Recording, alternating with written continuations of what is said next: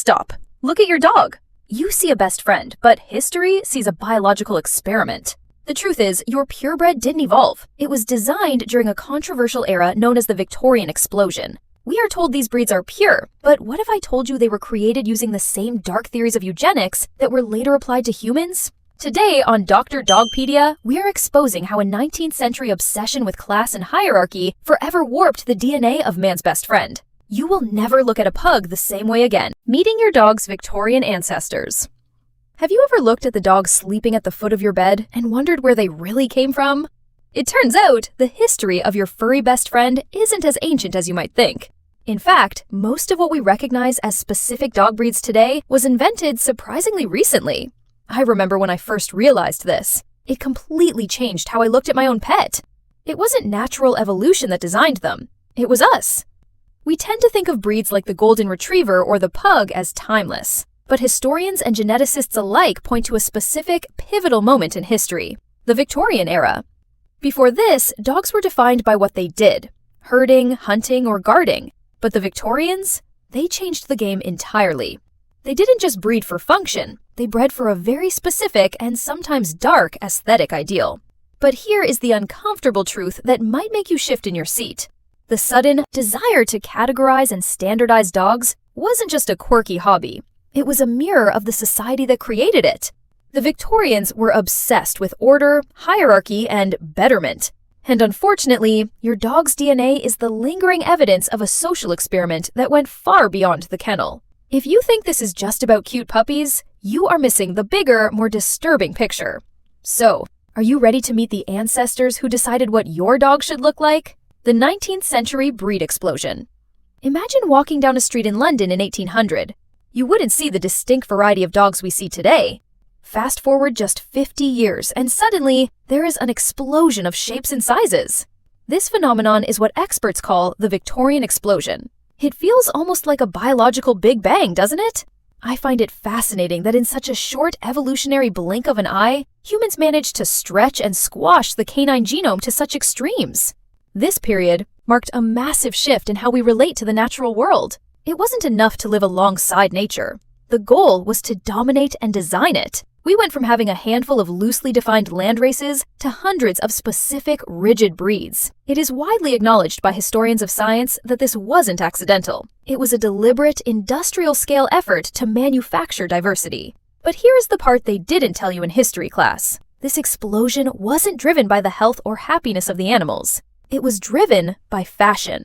Just like the bustle or the top hat, dog breeds became accessories. And when living things become fashion statements, biology often takes a back seat to vanity.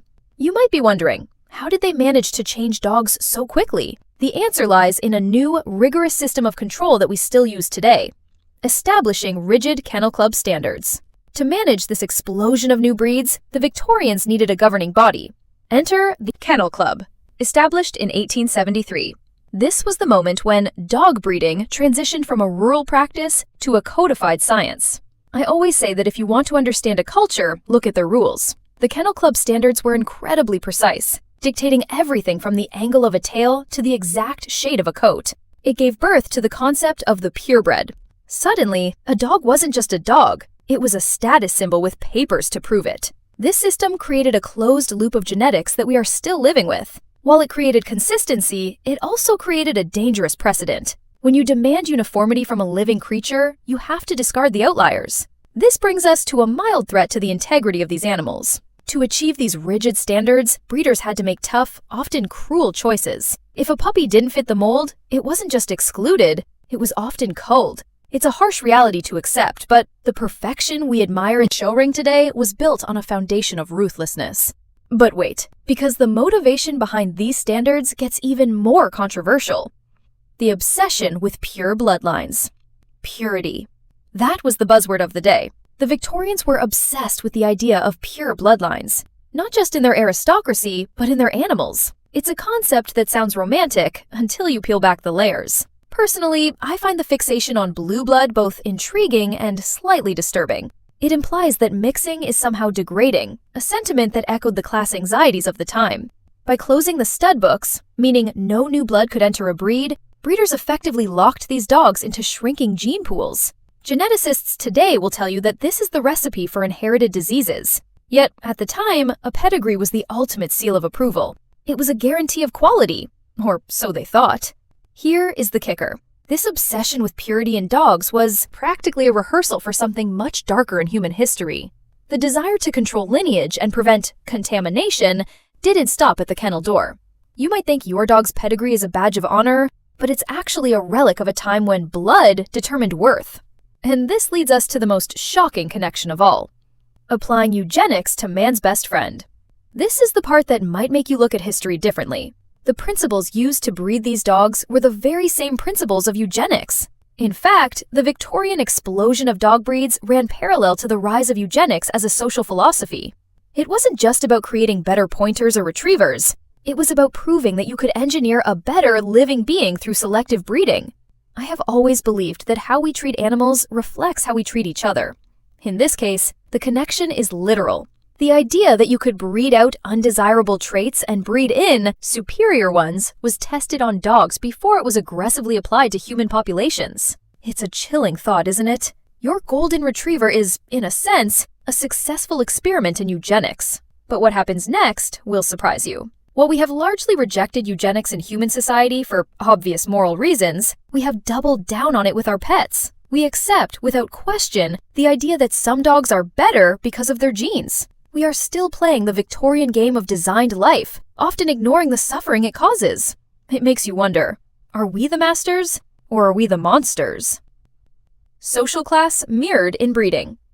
Let's talk about status. In Victorian England, what you owned defined who you were, and that included your dog. The breeding movement mirrored the strict social hierarchy of the time. There were aristocratic dogs for the wealthy, and working dogs for the commoners. It wasn't just about utility, it was about reinforcing social boundaries. I've noticed this trend hasn't really gone away. Even today, certain breeds signal a certain lifestyle.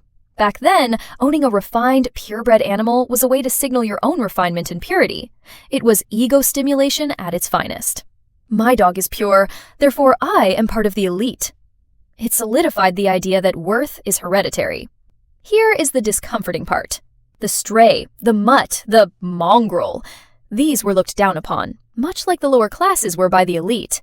The language used to describe mixed-breed dogs was often the same language used to describe the poor. It was a way of naturalizing inequality. If nature, or the breeder, intended for some to be on top, then who are we to argue? But this arrogance came with a heavy price tag. The controversy of designed life. So, where does that leave us today? We are living in the aftermath of this Victorian experiment. The Victorian Explosion gave us the diversity we love, but it also gave us the controversy of designed life. We have breeds that can't breathe, breeds that can't give birth naturally, and breeds with brains too big for their skulls. It is a tragedy of design.